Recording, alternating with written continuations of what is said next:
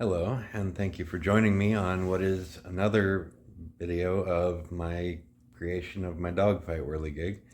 So I've made an adjustment. I've changed out the weather vane type of flywheel for a anemometer type flywheel. So let's get into it. So previously I was using this weather vane type of flywheel, in which, as we can see from the top down, the vanes are all canted at an angle. I can't remember if it was a 30-degree angle or if it was completely arbitrary. But my concern with that was, while the wind would be blowing on this side and powering it, it's also going to be blowing against that side, which would be countering any force applied on this side.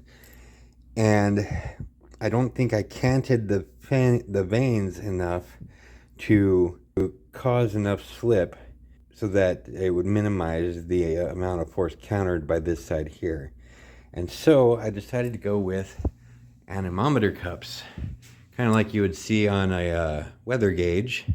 It's a literal cup, and this is much more efficient regarding the wind, because obviously the cup side here will catch the wind, and this side here, due to aerodynamics, the wind will go up and around it much easier than it would against a flat surface.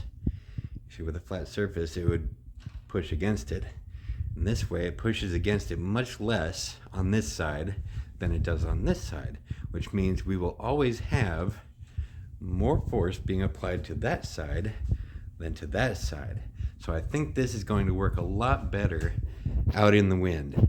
Now, another thing that I figured out is that it was binding after a few hours of running, and I'd sit and watch it for a little bit, and I noticed that this nut under here, you see how it has that gap? Well, when I went to look at it last time, it didn't have a gap. It was sitting almost down up against the wood, which was creating way too much friction for this thing to turn. So I had to loosen up that top nut, drive this whole wheel up a little bit on its shaft, and then tighten that bottom nut up against it so that there's more of a gap, and I actually tightened it a lot better. Previously, I only had it hand tight.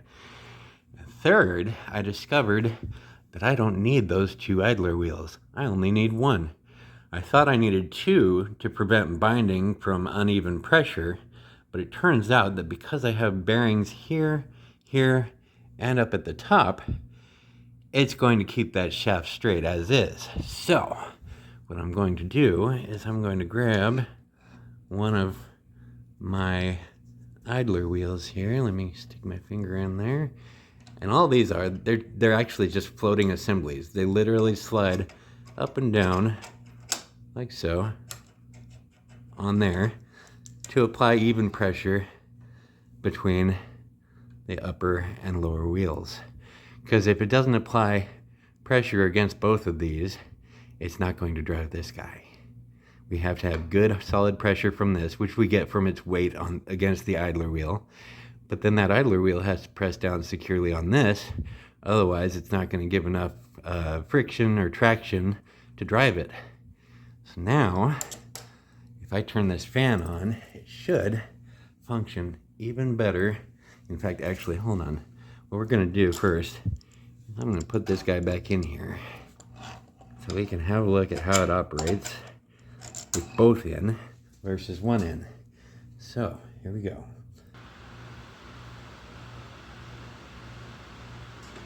There we go, she's moving. So as you can see, it already moves way better, I think, than the weather vane wheel did, which blows my mind how much more efficient this must be. I don't know how to do the math on it, but it's got to be, because it's operating way better. If we listen carefully in here, you can occasionally hear a little bit of a rattle, and that's one of the bearings of one of the idler wheels skipping. There it was. You heard a little click? Yeah. So what we're going to do is we're going to pull one of them out of there. And that should eliminate it, because basically what's going on is the two idler wheels are not perfectly aligned with each other. they're actually at a slight angle, and that's due to, you know, my error in drilling or installing the threaded rods. So what I'm gonna do, we're just gonna pull one of these idlers out of there. And sorry about the shakiness, phone's in my hand. Like I said, I'm not a professional. I don't have a professional camera or anything like that. There we go. Now we're going to turn it back on and check this out.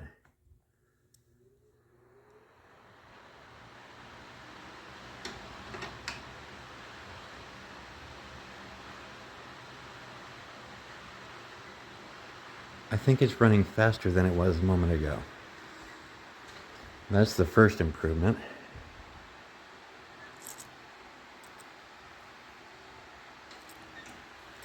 And second, that gearbox is running just as well, and now there's no binding from the other idler because we've removed it.